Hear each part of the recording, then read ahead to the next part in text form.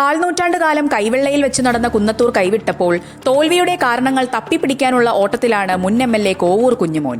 വികസനം കുത്തിയൊഴുക്കിയ മണ്ണിൽ വോട്ടുകൾ ചോർന്നത് എങ്ങനെയെന്ന ആദ്യ ഒരു വശത്ത്, മുഖ്യമന്ത്രിയെ അനുകരിക്കാൻ പോയി വാങ്ങിയ കറുത്ത കാറിനെ ചൊല്ലിയുള്ള പഴി മറുവശത്ത്. പരാജയ ഭാരത്തിനിടയിലും തന്റെ ഇഷ്ടവാഹനത്തെയും വികസന റെക്കോർഡുകളെയും കുറിച്ച് കുഞ്ഞുമോൻ മനസ്സു തുറന്നു. ആ കറുത്ത കാറും വിൽക്കേണ്ടി വന്നു കുഞ്ഞുമോന്. അവിവാഹിതനായി തുടർന്നതും പൊതുപ്രവർത്തനത്തിന് വേണ്ടിയാണ്.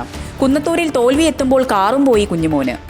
മുഖ്യമന്ത്രി പിണറായി വിജയൻ കറുത്ത കാറിൽ തലങ്ങും വിലങ്ങും പായുന്നത് കണ്ടപ്പോൾ ഉള്ളിലുദിച്ച മോഹമാണ് കുഞ്ഞുമോനെ പുലിവാലി പിടിപ്പിച്ചത്. സ്വന്തമായി വീടില്ലാത്ത താൻ ചിട്ടികളിൽ ചേർന്ന് സ്വരൂപിച്ച് 27 ലക്ഷം രൂപ കൊണ്ടാണ് ആ ആഗ്രഹം സാധിച്ചത്. എന്നാൽ സംസ്ഥാനത്ത് കത്തിനിന്ന കരിങ്കൊടി പ്രതിഷേധങ്ങൾക്കും ഭരണവിരുദ്ധ വികാരത്തിനുമിടയിൽ കുഞ്ഞുമോന്റെ ഈ ബ്ലാക്ക് ലവ് ജനങ്ങൾക്കിടയിൽ തെറ്റായ സന്ദേശമാണ് നൽകിയത്.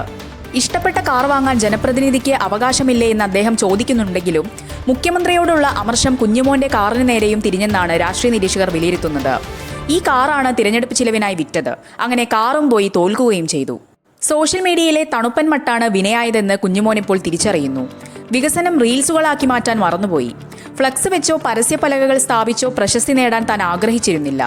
മണ്ഡലത്തിലെ ജനങ്ങൾക്ക് തന്നെ നേരിട്ടറിയാമെന്ന വിശ്വാസത്തിലായിരുന്നു. പക്ഷേ കാലം മാറി. റീൽസ് ഇല്ലെങ്കിൽ വോട്ടില്ലെന്ന അവസ്ഥയായത് വൈകിയാണ് മനസ്സിലായത്. കുഞ്ഞുമോൻ പശ്ചാത്താപത്തോടെ പറയുന്നു. കിഫ്ബി കുന്നത്തൂരിനെ കൈവിട്ടെന്ന ആരോപണങ്ങളെ കുഞ്ഞുമോൻ കണക്കുകൾ നിരത്തി പ്രതിരോധിക്കുന്നു.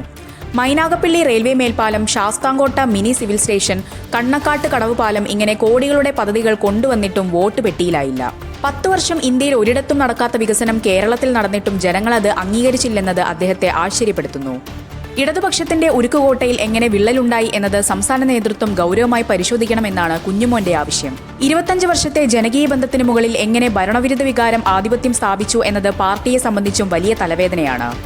എന്തായാലും കറുത്ത കാറും കരിഞ്ഞ വികസന സ്വപ്നങ്ങളുമായി കുന്നത്തൂരിന്റെ പ്രിയപ്പെട്ട കുഞ്ഞുമോൻ ഇപ്പോൾ ചർച്ചാ വിഷയമാണ്.